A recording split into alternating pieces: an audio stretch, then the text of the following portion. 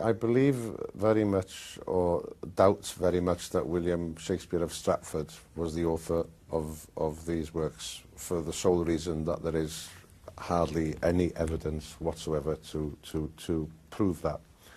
So if that is the accepted status quo, then it is our duty as actors and directors and writers and performers and members of the audience and scholars and academics to ask the question, who may have wrote these works?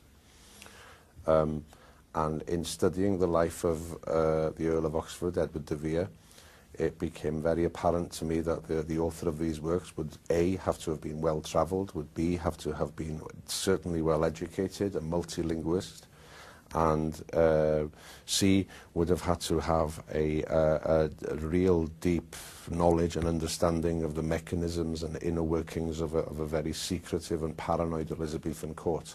All these boxes are ticked by Edward de Vere.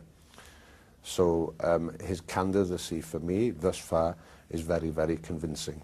However, we will never know for certain, but it's important that we ask the question.